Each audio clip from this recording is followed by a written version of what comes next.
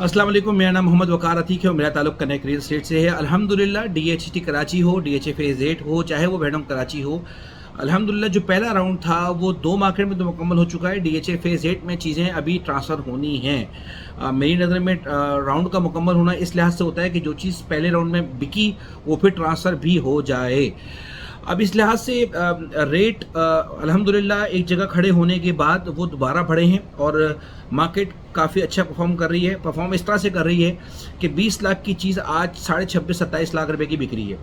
16 लाख की चीज़ आज 21 लाख की बिक रही है। जब लोग मुझसे मैसेज करते हैं और पूछते हैं कि वकार भाई, आप जब कहते हैं कि मार्केट बहुत अच्छी है तो ये तो कुछ ना बढ़ा, लेकिन अगर आप गौर करें तो परसेंटेज वाइज ये एक बहुत बड़ा रिटर्न है और बहुत शॉर्ट टाइम में आपको रिटर्न मिला है, जो कि हम एक्सपेक्ट कर रहे थे कि कम से कम 1 साल में मिलेगा।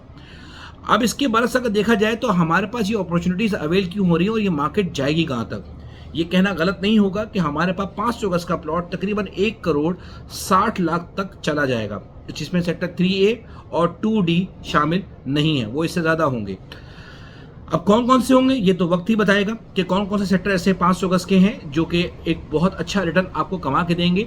और ये भी बात तय है कि ये मली एक्सप्रेसवे के पूरे रूट के कंप्लीट होने से कुछ अर्से पहले ये रेट स्टैब्लिश हो जाएंगे। और ये कहना भी गलत नहीं होगा कि इसका वेट कम से कम हमें तकरीबन 1 साल का करना पड़ेगा। 2025 दिसंबर को हम टारगेट कर सकते हैं, जो कि एक बहुत अच्छा रिटर्न है। डबल का रिटर्न आप कह सकते हैं। आपको प्लॉट लेके रखना पड़ेगा। जो बंदा सट्टे में आएगा, जो बंदा चढ़ती हुई मार्केट में आता है, वो ऊपर की प्राइस में परचेज करता है, जिसका कोई फायदा नहीं होता। जैसे कि आज अगर कोई चीज़ 70 लाख की मिल रही थी, वो आज अगर 85 की 86 की मिल रही है, तो मेरे लिहाज से वो आप जो बढ़ने का चांस था वो एक आप मिस कर चुके हो।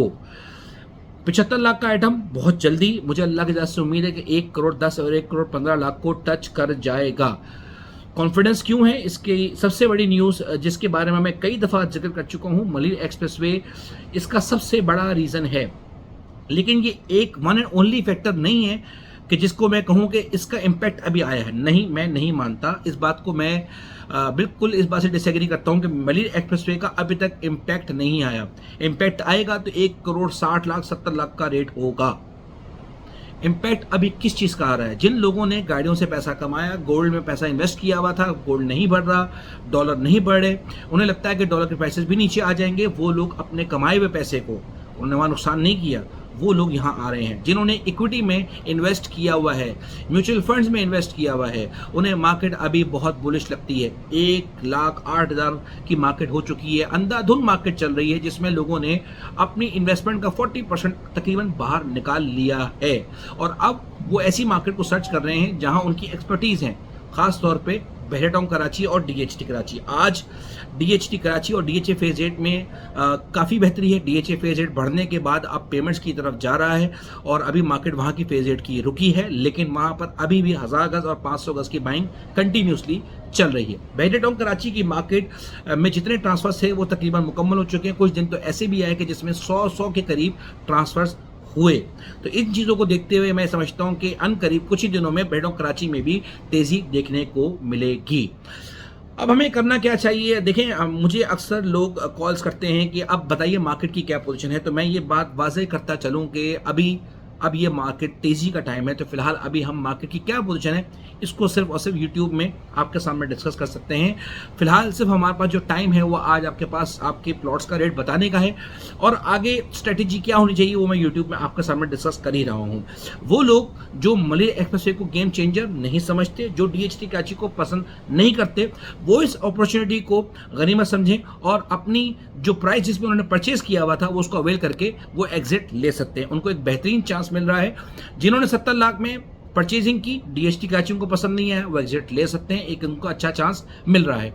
जिन्होंने 80 लाख में लिया था, 70 का रेट आ गया था, उन्हें मार्केट सिटी की अच्छी नहीं लग रही थी, वो एग्जिट ले सकते हैं। 85 का रेट वो एग्जिट ले सकते हैं। इसी तरह से आगे जाके जब 1 करोड़ का रेट आएगा तो अगर आपने कुछ सोचा हुआ होगा, आपकी वर्किंग होगी, तो आप इस मार्केट से एग्जिट ले सकेंगे। अदरवाइज आप इस दोबारा मार्केट से, जो कि 2021 में भी आपको चांस मिला, उसके बाद भी चांस मिला और लोग एग्जिट नहीं ले सके, उन्हें फिर दोबारा चांस नहीं मिलेगा।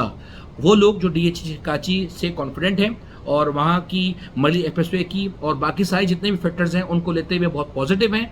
इंटरेस्ट रेट जो नीचे मुस्तकिल आ रहा है उससे पॉजिटिव हैं कि हाँ वाकई मार्केट साल से 1.5 साल के अंदर डबल हो जाएगी, तो उन्हें होल्ड करना चाहिए। जो इस स्टोरी से हमें इत्तेफाक नहीं करता, वो उसके पास बेहतरीन चांस है कि वो अपनी बड़ी हुई मार्केट में अपनी चीज़ों को सेल कर सकता है जहां हर वक्त बायर मौजूद है। जज़ाकल्लाह खैर, थैंक यू।